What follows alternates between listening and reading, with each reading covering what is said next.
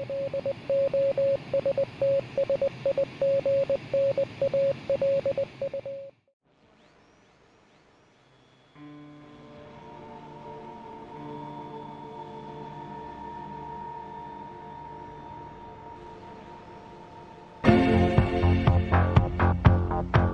to Bond Nuts, where we'll be applying the Manzer or mostly Thurlow scale of quantitative analysis of pop culture narrative through a binary system. This podcast contains spoilers, mature content, and language. Viewer discretion is advised. Hello, and welcome to a special episode of The Lost Signals Discusses Films. My name is Chris Morgan. I am here with Scott Thurlow. Hello there. Jonathan Ian Manzer. Merry Christmas. And Stephen Ormosi. Hello.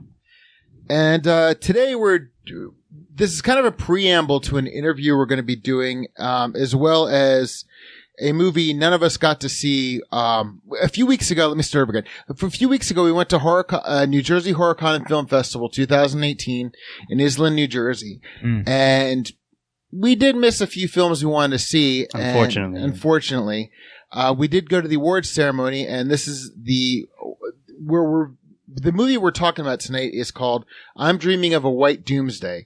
It won Best Picture and Best Special Effects.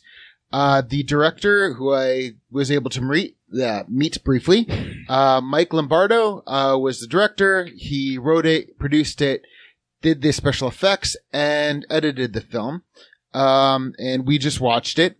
And we are going to do a Lost Signals first, and we are not going to spoil this movie. And I think first time ever. Well, we're not traditionally Bon Motzing it, is all. Yeah. So, to be fair, like this movie's not out yet. It's coming out in November, I believe, and so we're just going to give our impressions of it and avoid ruining it, as you just mentioned. Because we were in before, we'll keep it vague. Right now, the film's running the festival circuit. We all really wanted to see it at the New Jersey HorrorCon, and we did not. And as I said, after we watched Mike win the awards, I was able to go up and talk to him. And he was gracious enough to provide us a screener entry. And this is a preamble to the interview we will be conducting with him later in the week. And the interview should be posted the week after you're watching this. What's up?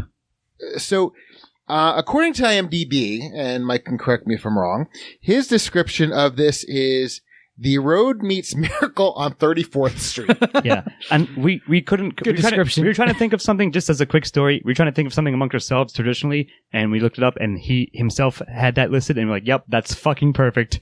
Exactly that. I would like to say the official tagline of this movie, which I thought was equally good, was no food, no hope, no well. Yep. Ho, ho, ho, man. For sure. So, I guess... And I do have to give a special shout out to whoever Bell Mojo is on IMDb, who gave this 10 stars.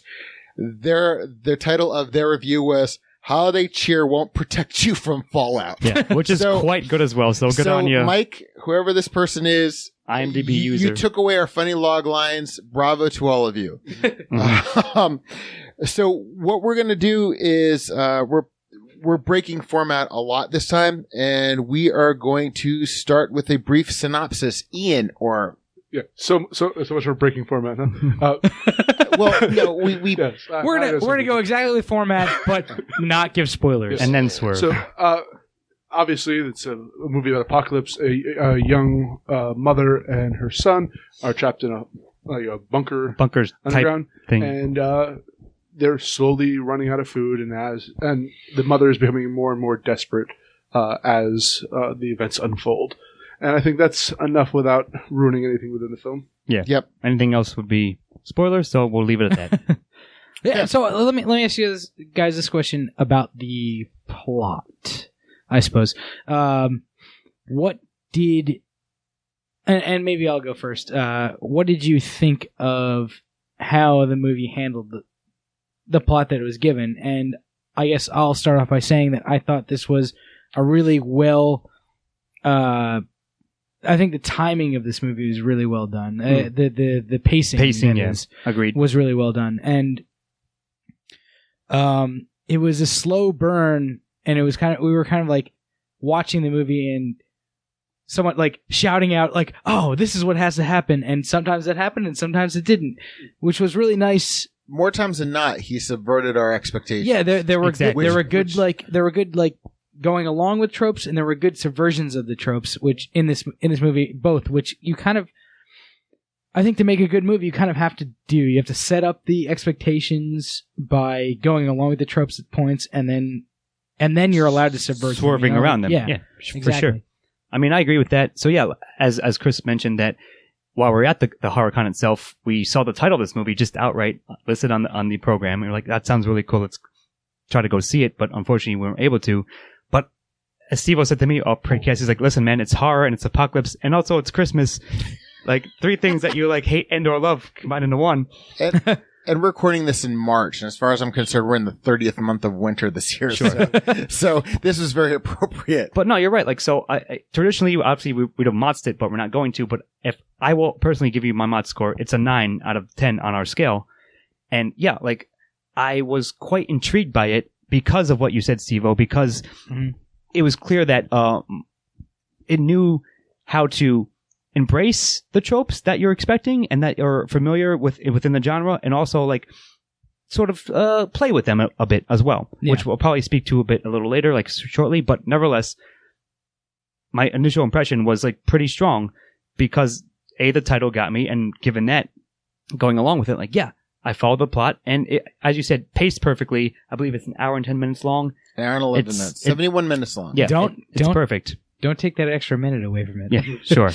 But nevertheless, that was like how I felt about it going into it, and now having just come fresh off of it. So I'm going to say that this is going to sound like a weird comparison, but in a lot of ways it reminded me of this movie from the 80s with Barbara Hershey in it called Testament, where basically it's after nuclear war takes place. You don't see any bombs or anything. It's about a suburban family, and basically they'll watch each other die throughout the film. It is probably the most depressing film I've ever seen in my life. This was not nearly as depressing. But it was pretty depressing. It was pretty depressing. I mean, but not in a way that would make it unpleasant. Let's put it this way. Your mileage may vary. Yeah, but I didn't find this unpleasant. Okay. But what it did is it had enough of that sense where I actually really did care about the characters, because to be honest with you, I mean, if you can make me care about, I don't have kids, I don't hate kids, but if you can get me, finding a child actor it's not aliens, but it's aliens. No, to find a child actor who's not grading, especially somebody that age, is definitely a win. A good find, a win. I love slow burn movies. I'm not a big jump scare person. And I love things that are very atmospheric. 2 of my favorite films that weren't released last year that I saw were The Witch and The Black Coat's Daughter. And they were slow burns, and they were all atmosphere, and there's no jump scares. And this film was somewhere between those and Testament, because there was a really creepy aspect of it. My stomach was in knots most of the time. I found myself, there's very little dialogue, which I loved and I appreciated. I would flat out say this gets a 10 from me. I really thoroughly enjoyed it. It had me from the first frame to the last frame. And I'm not just saying this, Mike, because we're interviewing.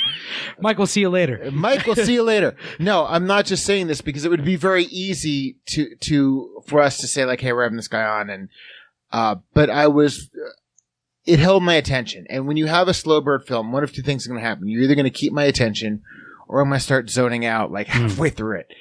Seriously, it does seem more times than not like slow burn films. There's very little ground, and this thing kept me engaged the entire time. I really thought it was great. I'm not going to go on. Ian? I'll give it a 9 on our scale. So the comparison to The Road is very apt. Yeah. I also would compare it to a movie that we saw a couple years ago, Room. Not The Room. Room. Oh. Yeah, not the Tommy Wiseau joint. Yes. The Brie Larson joint. Yes.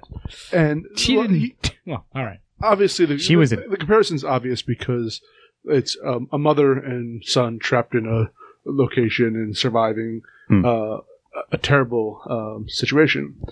And combine that with, like, that's not apocalyptic. That's Room is not apocalyptic. It's person trapping them in there. But this has the road aspect to it. Yes. You're not sure what's going on necessarily. The atmosphere is great for an apocalypse. And what I also really enjoyed about this was the fact that the protagonist was not a survivor. It's a suburban wife trapped in an apocalyptic scenario and trying to make decisions as I would expect a suburban wife to make in that situation. So some of her choices are very frustrating.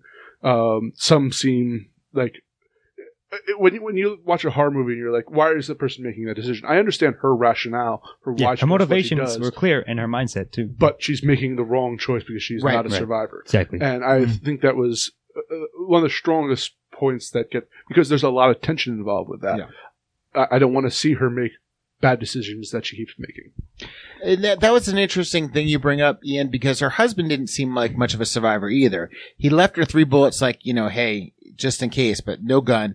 He went out there, he's like, I have no choice, we have no food. But you could tell he was really over his head just walking out that door. Because they're a suburban couple, as you said, with a child. And the other thing that I loved about it is, I can't say because it's a spoiler, but... Don't you goddamn say it, man. Yeah, I can't because there's one thing I'm like, yeah. Well, let's talk around it and move on to the next thing we're to talk about. But it was the cookies. I would agree with you, Chris. I think that everyone involved seemed like non-survivor, like not like they weren't prepared for the apocalypse, which who the hell is, right? But this movie did a good job in portraying that like, pretty realistically. Yeah. And what I liked is like her husband at some point early on in the movie says, I have to go and find supplies, and then he goes to try and find supplies. And I'm not going to say any more about that, but what I will say is that I really enjoyed the flick. I think that I am probably going to give it and I hate to do this because I really like the movie, but I'm probably going to give the lowest score of everybody on our scale. I'm probably going to give it an 8. Yeah, it's still fine. Which is still a very good score in terms of a film, and I think it deserves it. There are a lot of points in this movie where I thought it could have gone down a obvious road, and it chose not to do that. And that is the thing that I like most about this film is it's kind of a slow burn, but it's also not the type of slow burn that like you just get bored with. Yeah. And I never really got bored with this movie. What I'm going to compare it to, because you guys have all given comparisons, and this movie is much better than the movie I'm going to compare it to, but it felt kind of like the movie that we reviewed maybe a couple years now, The Last Survivors, I believe is what it's called. It felt like that, but like a much better version of that. Yeah. It felt like a much better version of that. A miles better version, for sure. Right? Like, yes. The Last Survivors was a boring movie to me. And actually, strangely enough, the actress from that movie, I don't know if I told you guys about this, but you the actress from that movie... You mentioned it on air earlier. I've already done this. Yep. Never mind. But she was in another movie that was supposed to be good. That's it. Didn't both this movie and that movie have a last minute major twist to it? Yes. Yes, that to an extent. I won't talk about the ending for this movie, but the ending for that movie was she turned out to be a samurai, I guess. It was very strange. Go back through our old backlogs and check out that review. But the funny thing about this is because there's a lot of post-apocalyptic movies outside, and sometimes you go to every time I want to compare it to something, I don't want to spoil it, so it's kind of hard. But it's really easy to get caught up in the concept, if you know what I mean. Sure. It's really easy to kind of overblow it. There's a movie, for example, there's a movie I saw, The Divide, a couple years ago. And it could have been such a great film, but they kind of decided to take something where you didn't really need to explain things, and they decided to go absurd with it. And get bogged down in the premise. They got bogged down in the premise. So they decided not to explain why things were, what the apocalypse was. But they decided to revel in their esotericness and just kind of move it to a place where you were just kind of like, which doesn't have to be bad, but it sounds like but that. what I'm saying is it didn't get caught up. My whole point is it didn't get caught up in its concept, which in a film like this, given that it's Christmas meets the apocalypse, which kind of is almost redundant, would be very easy to do. There's a way to handle it, a way to not to, and this film handled it pretty damn well. It could have been very easy to go over the top with this. For sure. By the same token, given its slow burn pacing, it could have been very easy to really just be insufferably, it did not feel, it felt longer than 71 minutes, but I mean that in a good way.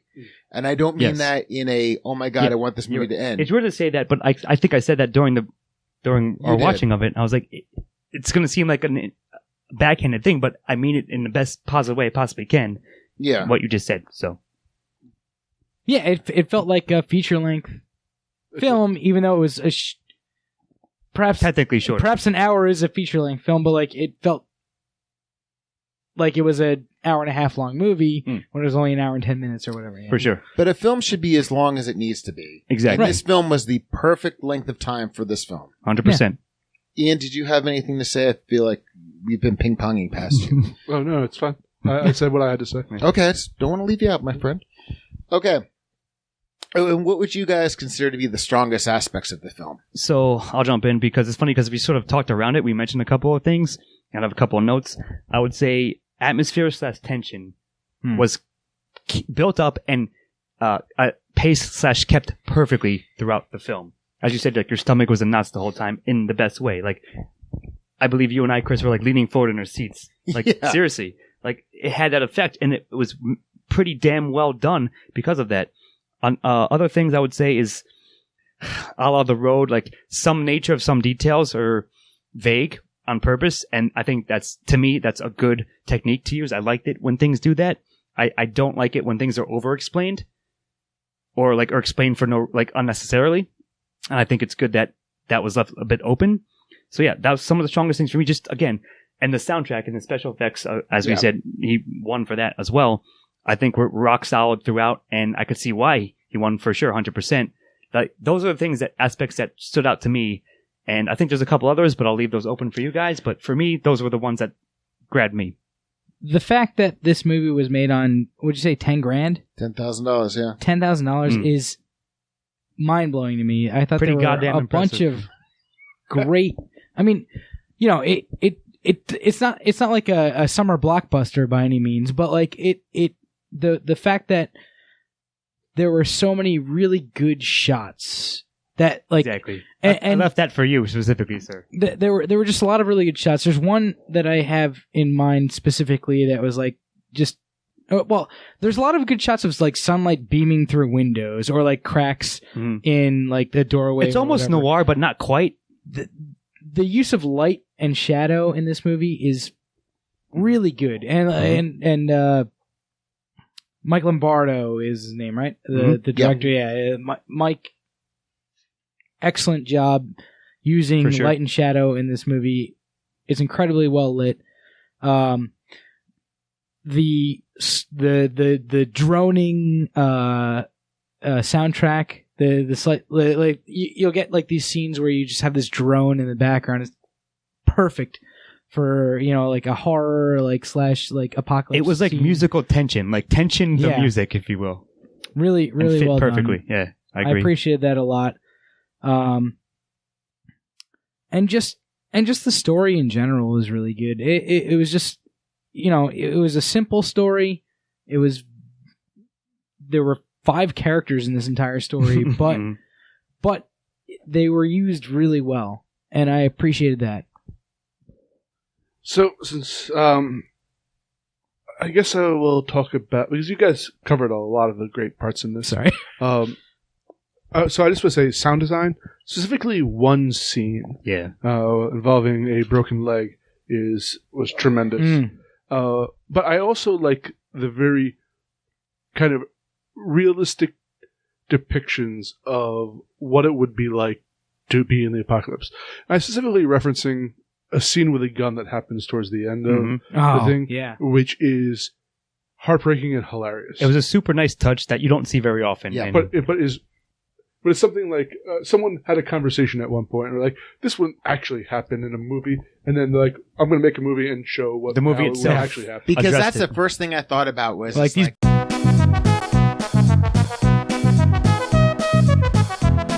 Sorry, everybody. magic of editing. Anyways, go on, E. No, If you have anything else.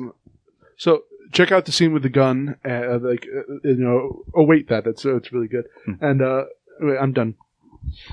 I was just going to say that because you guys covered a lot of stuff, and anything else I was really going to add would be probably running on spoilers, because this is one of those movies that is a high concept movie done very, very well. And because of that, it's really an easy film to spoil. But I'm going to say that I love the attention to detail. I love little things like the fact that you could see the dirt on around their fingernails. I mean, it's easy. I mean, in movies, it's always easy to kind of like put dirt on the face or Brush it up, whatever. yeah. But you look at the fingernails and they're perfectly manicured. I mean, there's like, it's like little details like that. There were a couple things throughout the film. They add to the immersion factor, for Yeah, sure. the verisimilitude of the situation. Yep. Like you had pointed out with the what they had where they were hanging the masks on, the coat rack that's kind of hung there by what it's Stuff these, like that. It's Yeah. these great little touches that, as Ian was saying, that if you're somebody who's not a survivalist preparing for the apocalypse, you go downstairs and you're in your basement and you do what you can, and and they're very clever and very well done. You MacGyver the shit that you have. You MacGyvered, and it's not the biggest MacGyver of the MacGyvers, but it's it's stuff like that that really can make you lose your immersion factor. It's something like that, and I have to commend him. It's the attention to detail which I really, really liked. I only one final thing, Ed. I meant to say it earlier. Actually, you were comparing it to films that sort of it remind you of. And if anyone ever seen this film, it's an adaptation of an old Harlan Ellison story. About midway through White Doomsday, I was like, it's almost like A Boy and His Dog in a certain sense. If anyone knows what I'm talking about. Like, Yeah. yes and no. So that, I just had to throw that reference in there. That's all I have to add here. Otherwise, let's move on. Okay, and were there any aspects upon which you felt the film could have improved? I'll toss it to Steve-O. We had a somewhat a precast. All right, yeah. So we had a discussion earlier. Let's just not about dance this, around. Good. and, yes, I thought that the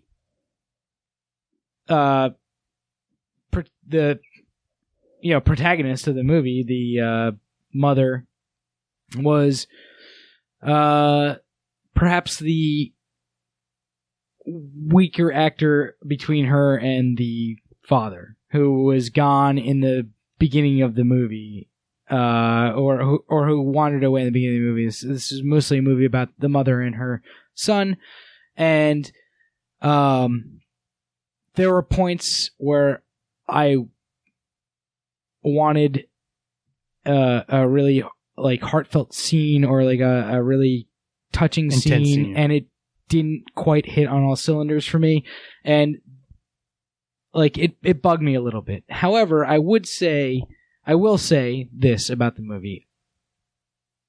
I think that the movie was very good, as you know, we all gave really good scores to it. Again, I gave the weakest score, but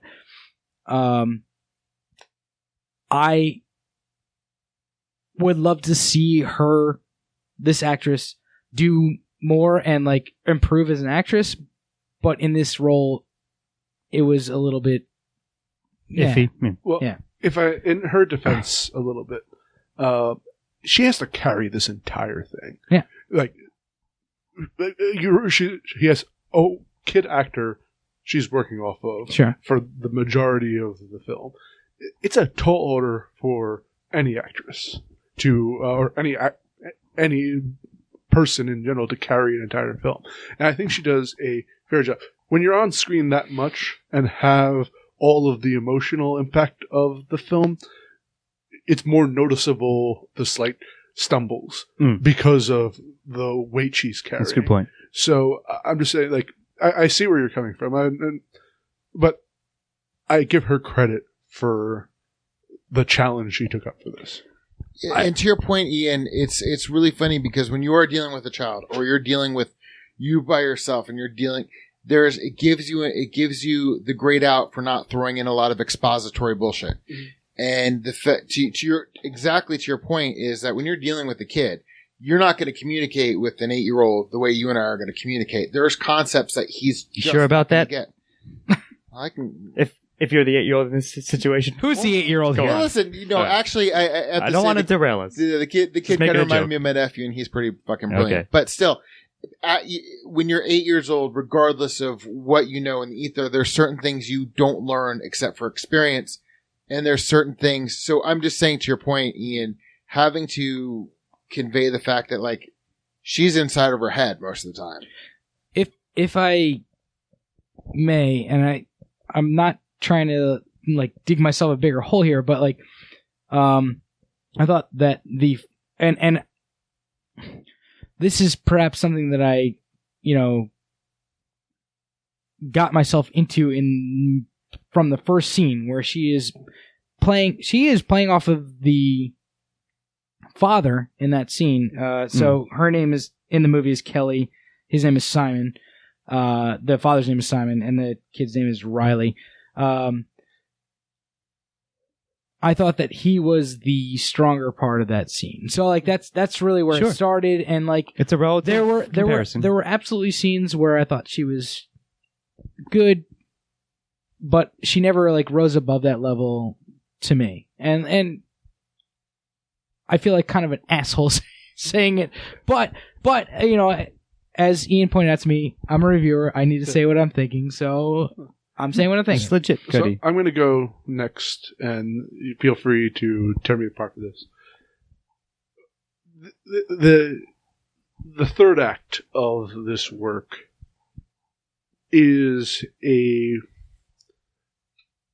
it involves a lot of like a kind of a big left turn in it, and it's very ambiguous as to, in a sense, what the intent of it is. A lot of you, from right after we watched this, loved the ending. Mm-hmm. I liked it. I think a lot of people are going to look at it and not know what the heck went on, and that is in a sense. I've spoke to Mike very briefly at the thing. I don't know if his intent and if he's just wants to pull a kind of.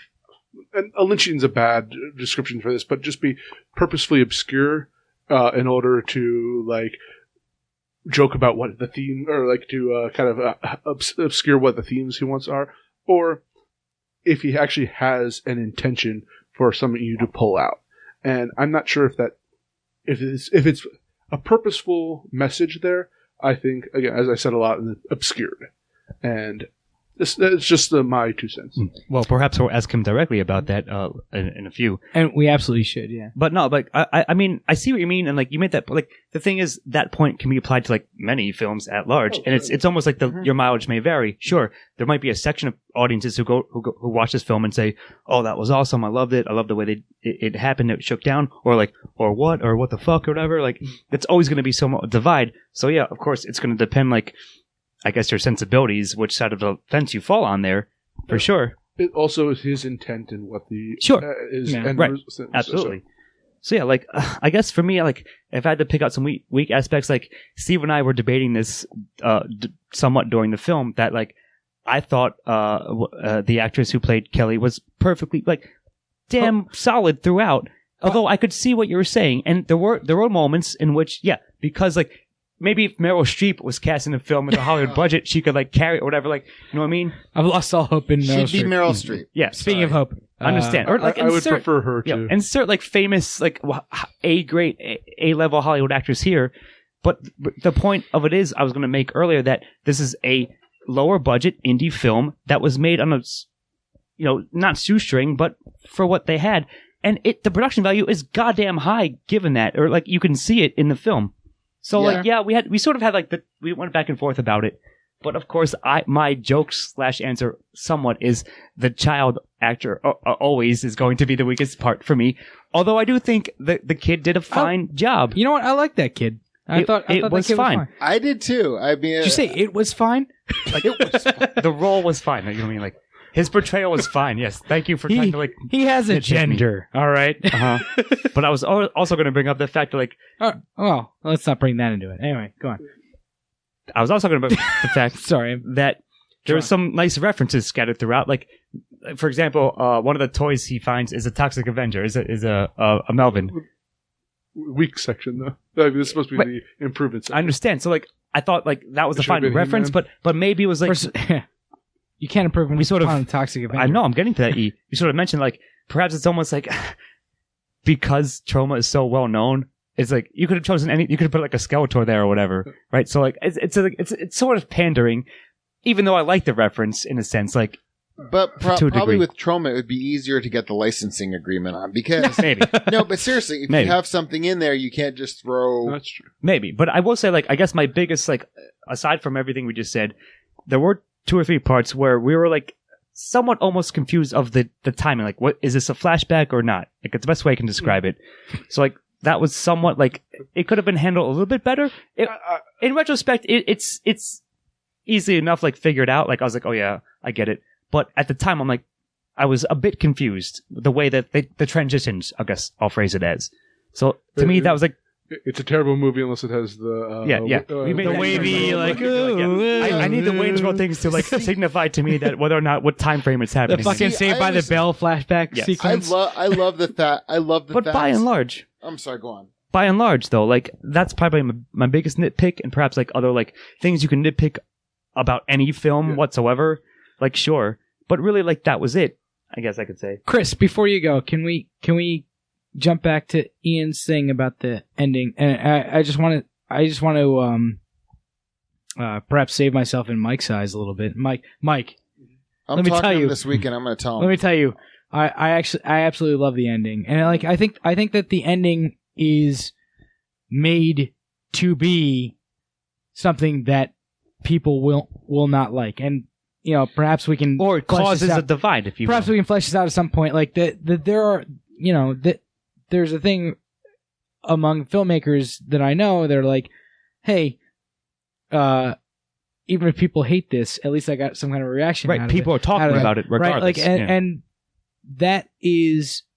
this is an ending that is ambiguous, but to an end, I think, and to the end that is ambiguous. We had a very fun conversation about it after the We movie did. was over, and like It'll be a bonus that- episode. I love that we were able to do that about this film. Look, a movie is terrible unless it spoon feeds me everything. But that's actually with the transitions we were talking about. That's what I loved about it because it did for a slow pace, slow burn movie. You need those elements to kind of keep you on your toes.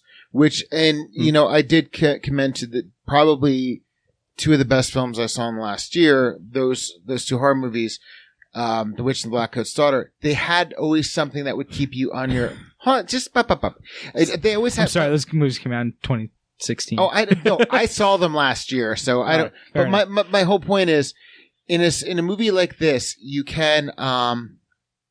it's really easy again to get caught up in the concept, to get caught up in your pacing, and to have something like that. And the thing I liked about it was it wasn't jarring, and even there was a twist where all of a sudden you're like, what? That even to me wasn't jarring. It's kind of hard to talk about when you're like, what? when you're trying to be vague. So this is the point that they should have improved upon? No. What's the point that it should improve? I've got 2 nitpicks. One I can't talk about because it's a spoiler. And I just had a question about the batteries. That's about it. But I was talking. Well, what's your question about the bat? Maybe we can solve this right now. Yeah, about the size of the batteries from the. We discussed that again. It's a nitpick you can put up on any movie. Flashlight, walkie. Yes. the walkie thing. into that. Yeah. But I mean, aside from that, I was just speaking to the transition part that you guys were talking about, and I wanted to add my 2 cents to the fact that I like the fact that you didn't have a or Any kind of effect to signify. or it, any kind of notification that it kind of slipped in there, because in a movie like this, it's good. You need something to kind of keep you on your toes. So what was your nitpick? the batteries, and then there's one thing I can't talk about because it's a spoiler. Gotcha. We'll circle back to it. All right. But, we'll talk about the batteries with Mike. We'll see what he says. Yeah, all right. Yeah. So if nobody has anything else to say, I'd like to get everybody's final impressions on the film and whether or not you'd recommend it. Yes, I would. As I said, as we all said, we again, the title alone sold me like sight unseen. Just reading it in the program from the HorrorCon. Yeah, and and you wonder why we're all like, "Fuck, this is the one movie we all want." God damn it! And and especially after it won, and then it was playing the next day. Exactly. The fact that it ended up winning, you're like, "Oh shit, that's awesome as well." Just again, we were doing our thing at the con, but now having seen it, gotten a press screener, if you will. Yeah, I would say when it comes out, do yourself a favor, see this movie. I think it's, as Ian was saying, let's celebrate the new and the upcoming and the fresh that's coming out of horror. Yes. This is one of the things that I think exemplifies that. And if you're a fan of horror in any way, or even like dark Christmas movies, like holiday movies, if this is the anti Wonderful Life, and that's what I am into and what I love. So when it comes out, do yourself a favor. If you can get it, like we'll link where you can get it and where it's available, and Mike will tell us as well, so forth. But seriously, if you can get to it, definitely see it.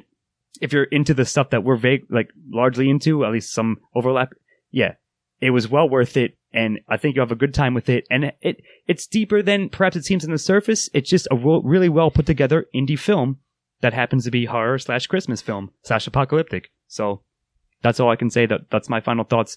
I would definitely recommend I'm Dreaming of a White Doomsday, and I'm glad to see things like this coming out of the industry right now. Yes. Yeah. Sorry, I stole perhaps all you're going to say, but Yeah. You said that well. I tried. I felt like you were winding down the entire episode there, Scott.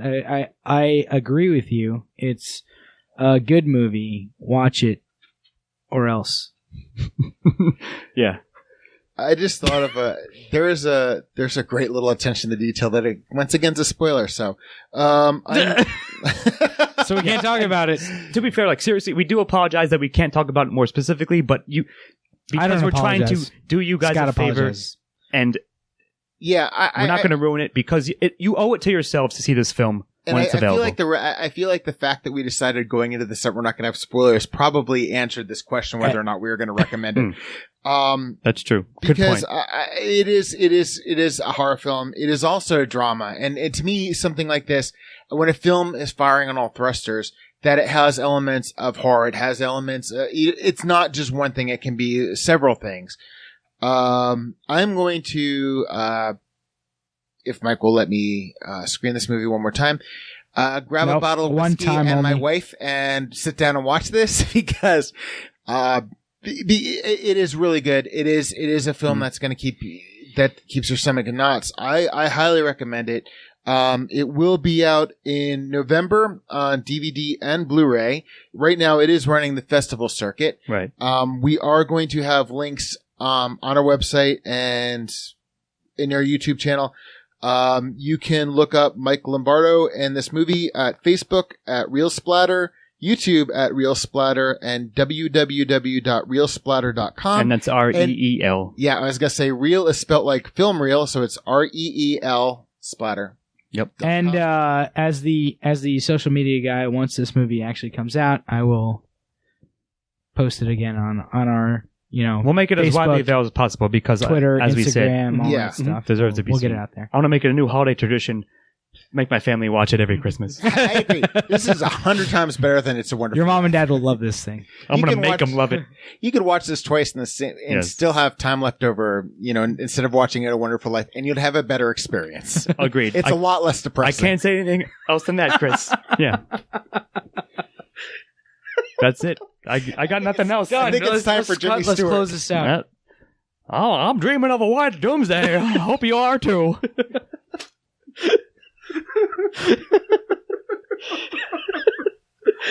Okay. Nothing like a little self-indulgence. We wouldn't be us unless we did Indeed. that. Gentlemen, do we have anything else to say about this movie? I think we've covered it all, and there's more to follow, but for now, for this episode, I think that'll do it. Yeah. Please, if you're tune in or look up, no matter when you're watching this or listening to this.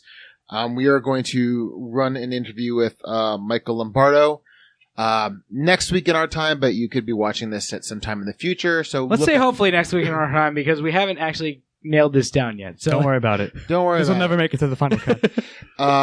But gentlemen, do we have anything else we want to add? No. Jamie Stewart. Wrap it up. Okay. I can't follow Jimmy Stewart with any. Jimmy Stewart following Jimmy I Stewart. think we're done. All right. For now. Well, thank you very much for listening. Thank you very much for watching. Mike, great movie. I've been Chris Morgan. I've been here with Scott Thurlow. It's gonna apocalypse. See you next time. Jonathan Eamanzer. I still prefer Santa Claus versus Dracula. And Stephen Hermosi. And I'm still looking forward to Santa Claus vs. Dracula. See you next time. Bye-bye. Merry Christmas.